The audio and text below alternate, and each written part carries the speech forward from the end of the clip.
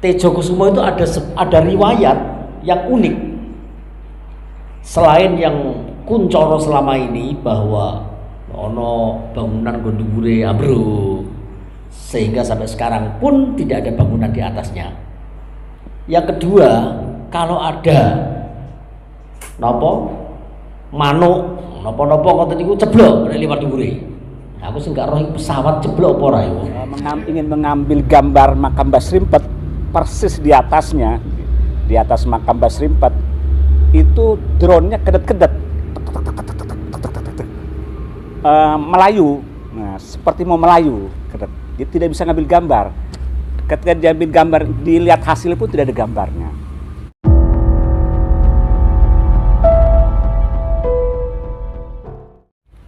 Sahabat Nusantara, Lasem adalah kota pusaka. Di Kecamatan Lasem ini ada banyak sekali peninggalan sejarah, baik itu berupa peninggalan-peninggalan prasasti dan lain sebagainya, dan juga ada peninggalan berupa makam para wali Allah. Salah satunya adalah makam di belakang saya ini, yaitu makam Simbah Srimpet atau Pangeran Tejokusumo yang pertama. Di Kecamatan Lasem, Kabupaten Rembang, Jawa Tengah, tepatnya di belakang Masjid Jami' Lasem, ada makam tokoh yang bernama Pangeran Tejokusumo yang ke-1. Mungkin belum banyak yang mengenalnya, tapi jika disebut nama Raden Bagus Srimpet atau Mbah Srimpet, bisa jadi halayak setempat langsung teringat bahwa beliau adalah Adipati Lasem dengan gelar Tejokusumo I. Beliau juga disebut Ki Ageng Punggur karena dahulu kala tokoh ini sering bertapa atau menyepi di perbukitan Punggur. Kemudian disebut dengan nama Raden Bagus Srimpet adalah panggilan akrab dari sang ibu. Usut punya usut, nama Mbah Srimpet muncul saat dirinya masih anak-anak, sering berjalan di depan orang sehingga dianggap nyerimpeti atau menghalangi. Menurut silsilah, Mbah Srimpet adalah anak dari Pangeran Santiwiro yang kalau ditarik garis keturunan ke atas sampai pada Santi Puspo yang merupakan kakak Sunan Kalijogo. Mbah Srimpet dikenal sebagai sosok yang bijak dan cerdas. Ia adalah menantu Raja Pajang Sultan Hadiwijoyo atau Joko Tingkir. Mbah Srimpet diangkat menjadi Adipati Lasem bergelar Adipati Tejokusumo I pada tahun 1585 Masehi, yang kala itu berada di bawah kekuasaan Kerajaan Pajang. Pusat pemerintahan Mbah Srimpet berada di sekitar alun-alun Lasem, berbeda dengan para pemimpin pendahulunya yang menjadikan pusat pemerintahan di daerah Bonang Binangun, Purikrian, Desa Sumbergirang maupun Cologowo, Desa Soditan. Sekitar tahun 1588 Masehi, itu pula Mbah Srimpet dibantu Mbah Sambu atau Abdurrahman As-Sambu yang tak lain adalah menantunya sendiri mendirikan Masjid Jami' Lasem.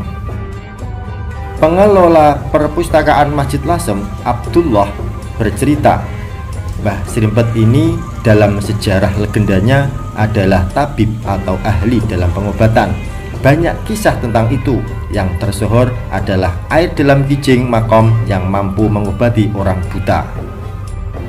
Adalah lagi keistimewaan makam beliau, Mbah Srimpet, adalah apabila bangunan makam diberi atap, atapnya selalu roboh, dan apabila ada burung yang terbang di atas makam pasti jatuh, ungkap pria yang akrab dipanggil Bang Dullah ini. Mungkin cerita ini adalah legenda atau mitos, tapi beberapa bulan yang lalu saya mendapat cerita fakta yang dialami oleh Pak Eko, salah satu konsultan kota pusaka Lasem.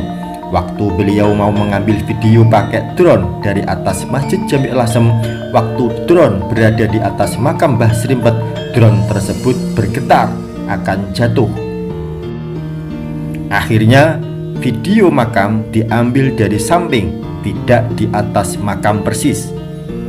Cerita burung jatuh yang dianggap legenda ternyata terjadi di era modern pada drone tersebut, ungkap Bang Dullah yang juga Ketua Padepokan Sambua atau anggota tim teknis rencana aksi Kota Pusaka Pemkab Rembang. Sumo Satu Lasem atau Mbah Srimpet ini memiliki sebuah cerita unik. Silakan jenengan menafsirkan sendiri. Saya hanya menyampaikan sebuah fakta cerita yang disampaikan oleh Bapak Eko, seorang konsultan Kota Pusaka Lasem. Tanpa sengaja beliau ceplos ngomong ke saya gitu, sekitar 2-3 bulan lalu. Pada waktu survei ke kawasan Kota Pusaka, alun-alun menyampaikan dulu 2017 sampai kedua kalinya, terakhir entah tahun berapa, 2018 atau 2019, ketika ingin ngambil gambar memakai drone. Jadi, drone biasa untuk lebih memperjelas detail dari atas itu pakai drone. Alun-alun sudah diambil melalui drone, ngambil gambar, bisa berhasil. Semua titik Masjid Lasem sudah, seluruh titik-titik Kota Pusaka sudah diambil drone, melalui drone. Nah, ketika ingin mengambil gambar makam Mbah Srimpet, persis di atasnya, di atas makam Mbah Srimpet, itu drone-nya kedet-kedet, melayu.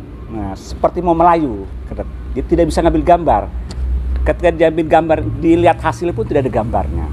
Nah, itu tidak seperti biasanya gitu. Kalau titik-titik yang lain bisa wajar lah ya, kan, sebagaimana fungsi dari drone itu. Sehingga disiasati mengambil gambarnya dari samping utara dan selatan, nyilang. Nah, itu bisa itu. Bisa diambil gambar tapi menyilang.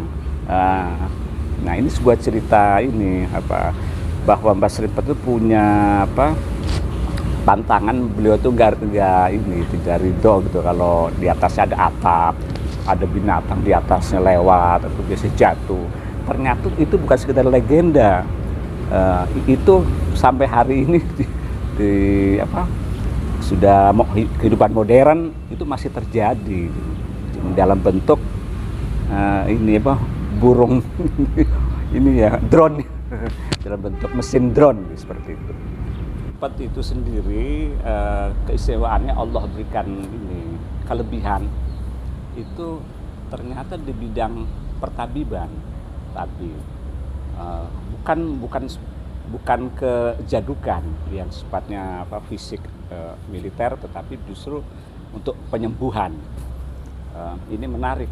Memang kalau walaupun beliau itu seorang Adipati Lasem, ya, seorang negarawan, seorang penata pemerintahan, tetapi beliau punya sisi keistimewaannya di bidang supranatural, spiritualnya ini pertabiban.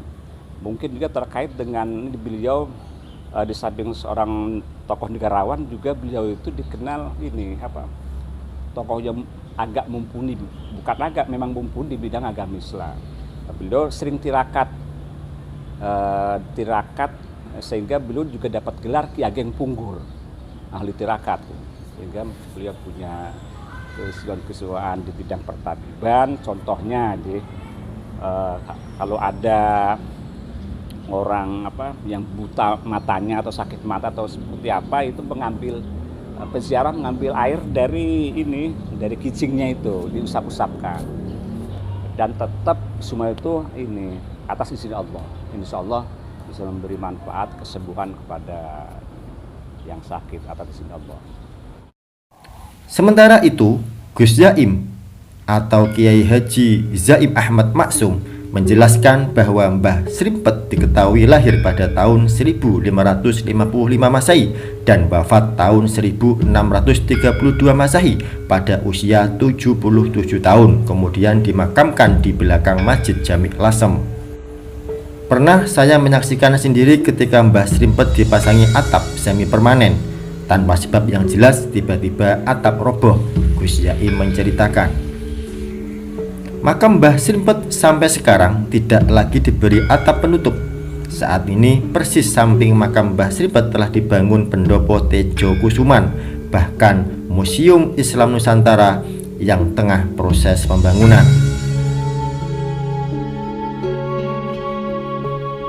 Nampak bangunan Tejo Kusuman tersebut cukup tinggi. Atap pendopo sama sekali tidak mengenai atas makam Mbah Srimpet karena khawatir akan terjadi sesuatu yang buruk. Menjadi pantangan karena pernah diberi atap malah roboh. Keanehan lain, dulu ketika ada burung melintas di atas makam beliau akan langsung terjatuh. Makamnya kuno dengan motif-motif yang kental pada masa itu, Gus Yaim mengisahkan. Sementara Kiai Ahmad Syakir yang merupakan abah dari Gus Yaim pernah bercerita bahwa suatu ketika ada santri yang matanya mendadak buta. Kiai Ahmad Syakir menyarankan untuk mengusapkan air dari dalam kijing makam Mbah Srimpet. Atas izin Allah Subhanahu wa Ta'ala, orang tersebut bisa melihat lagi. Beberapa tahun yang lalu saya tahu persis mengenai kisah ini. Namanya Kiai Hadi, seorang santri yang pernah mondok di pesantren Al-Hidayat Lasem, pernah mendadak wuto atau buta. Oleh abah saya memberi saran mengambil air dari kijing Mbah Srimpet karena obatnya yang dari itu sendiri. Masya Allah, seketika bisa melihat kembali, ungkap Gus Yaim. Tejo Kusumo itu ada riwayat yang unik. Selain yang kuncoro selama ini bahwa ono bangunan gondubure ambruk sehingga sampai sekarang pun tidak ada bangunan di atasnya. Bahkan saya menangi bukan bangunan tapi sekedar payon sementara itu pun ambruk. Nah, kalau bangunan permanen saya nggak menangi. Konon katanya dulu itu kalau dibanguni bangunan permanen itu ambruk. Yang kedua, kalau ada manuk napa-napa ngoten niku ceblok nek liwat dhuwure. Aku sing gak roh pesawat ceblok apa ora iku. Aku tahu ya. Itu saya tidak tahu kan itu. Belum pernah menemukan ono manuk ceblok ning kono, tapi riwayatnya seperti itu. Yang saya tahu persis dan saksinya masih ada. Artinya orangnya masih ada, saksinya banyak banget. Itu Kiai Hadi yang sekarang ada di Palembang. Kiai Abdul Hadi dulu mondok di Al-Hidayat. Mulai saka masjid niku ngerti-ngerti wuto. Sehingga pulang ke Al-Hidayat saka masjid niku gerayang-gerayang. Dituntun karo wong karo gerayang-gerayang. Singkat cerita, tanya ke abah saya. Bah niku, lha kene apa ki iku? Mboten mangertos niku, kertas kok. Kados ngeten. Lha ki masuk kondi? Saking masjid. Wis tombone ning masjid iku, ngendikane abah. Tombone masjid iku. Ning Mbah Srimpet iku biasane nek kowe bejo, iku biasane ana banyu ning ngene dhuwure makam. Pusara itu lho, pusaranya. Iku biasane ana banyune.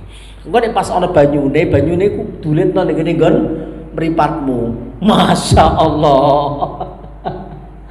Dituntun karo bocah-bocah mara ning ngene nggon Mbah Srimpet. Iku didulitno ora kanggo donga, ora kanggo apa, mari melenek. Itu orangnya masih hidup. Sekarang punya pesantren di Palembang, ada 1000 santrinya, ada 1000 lebih. Menjadi wakil Rois Suriah PWNU sana kemarin, Rois Suriah Kabupaten. Niku ngerti dia, mondok itu suwe kok. Tahun 80 sekian sampai tahun 90-an itu saja kok. Belum lama. Selain itu, dari namanya sudah kita ketahui, Adipati Tejo Kusumo. Dia adalah penguasa di Lasem sini. Penguasa atau pejabat lah, pejabat yang kiai. Nah ini ya, pejabat yang kiai yang juga perdunu. Kalau hidup di zaman sekarang mungkin sudah ada nunya mungkin beliau. Ketua Perdunu Persatuan Dukun NU. Wah, gitulah. Baik, Sobat Nusantara, tetap di channel kami untuk Story Nusantara.